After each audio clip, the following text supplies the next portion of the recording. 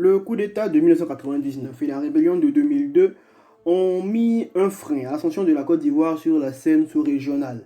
En effet, ces différents événements ont créé une instabilité politique, ce qui a de facto rendu la Côte d'Ivoire inaudible au sein de la communauté économique des États de l'Afrique de l'Ouest, CEDEAO.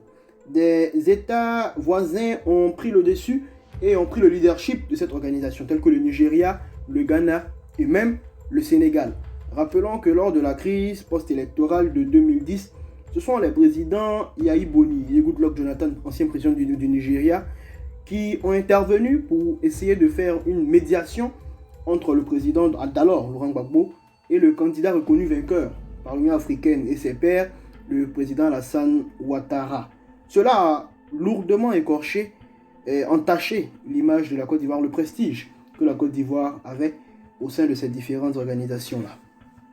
Lorsque M. Ouattara prend le pouvoir en 2011, celui-ci se donne pour mission d'obtenir un retour triomphant de la Côte d'Ivoire sur la scène régionale. Cela se fait avec succès puisqu'il sera élu en février 2012 à la tête de la CEDEAO et cela à l'unanimité. Cela marquait bien entendu le retour en gloire, en fanfare de la Côte d'Ivoire sur la scène. Côte d'Ivoire is back.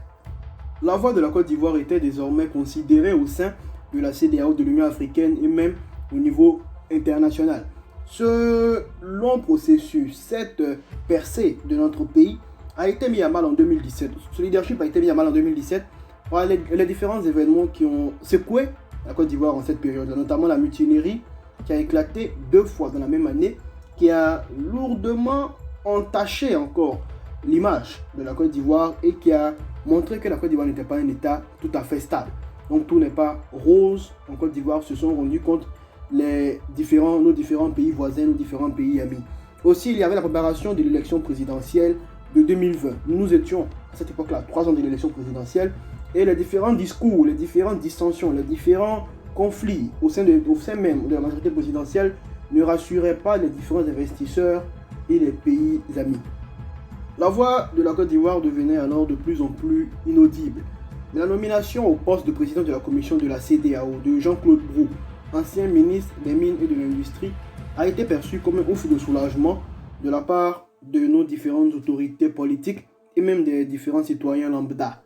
Voilà, mais le leadership a été totalement perdu en 2020, notamment avec la crise de la nouvelle monnaie, l'ECO. La nouvelle monnaie ECO avait été source de division au sein de nos États, notamment entre lui et moi, qui est l'Union monétaire, l'Union économique et monétaire ouest-africaine, et les différents pays anglophones, notamment le Nigeria, qui est un poids lourd dans la CEDEAO, avec 180 millions d'habitants et 60% du PIB de la zone.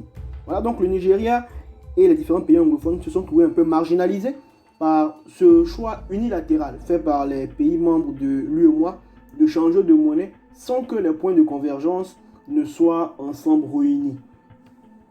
Le Nigeria avait demandé aux différents pays de l'UEMOA de rompre totalement leurs liens avec la France, donc que les différents pays aillent au-delà de la réforme annoncée, ce que les pays de l'UEMOA n'ont pas voulu, avec à leur tête la Côte d'Ivoire. La Côte d'Ivoire venait ainsi de subir un revers très très retentissant, puisque elle trouvait son autorité, ou si je puis dire ainsi, sa parole remise en cause par notre plus grand concurrent, le Nigeria. Cela alors a permis encore que la Côte d'Ivoire perde un peu plus de son leadership au sein de l'organisation de la CEDEAO. Ensuite, nous avons les élections qui se sont passées en 2020, la crise préélectorale et post-électorale qui a eu lieu en 2020. Voilà, celle-ci a causé 85 morts. Il y a eu des médiations, plusieurs médiations de la part de la CEDEAO, de l'Union africaine, de plusieurs ambassadeurs, de plusieurs diplomates. Voilà, donc ça a écorché l'image de la Côte d'Ivoire, sans compter le 3e mandat. Voilà, le 3e mandat, il faut le dire, que le président Alassane Ouattara s'est imposé à lui-même. Donc cela a vraiment écorché l'image de la Côte d'Ivoire qui peinait à sortir un peu, qui commençait à sortir un peu et avoir une stabilité politique. Et cela a montré que la Côte d'Ivoire est encore instable, avec des dirigeants pas encore très très matures, si on peut le dire ainsi. Quelle perspective et quel est l'intérêt pour la Côte d'Ivoire de reprendre le leadership de la CEDEAO au sein de la CEDEAO? Eh bien d'abord parce que la Côte d'Ivoire seule ne pèse pas. La Côte d'Ivoire seule ne pèse rien.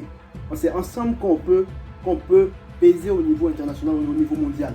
Il faut qu'on se mette ensemble. Et cela doit passer avec le Nigeria. La Côte d'Ivoire doit établir une relation de confiance. Une alliance sacrée entre la Côte d'Ivoire et le Nigeria doit exister. La Côte d'Ivoire et le Nigeria doivent tisser des liens forts, comme il en existe entre la France et l'Allemagne.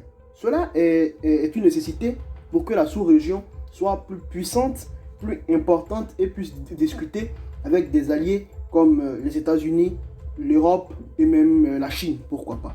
Enfin, si vous avez regardé la vidéo jusque-là, eh bien, la Côte d'Ivoire, surtout nous, les différents États, même tous ensemble, doivent réorganiser, repenser la communication de la CEDEAO, puisqu'aujourd'hui elle est vue comme une organisation, même pas comme une organisation, comme une association d'amis.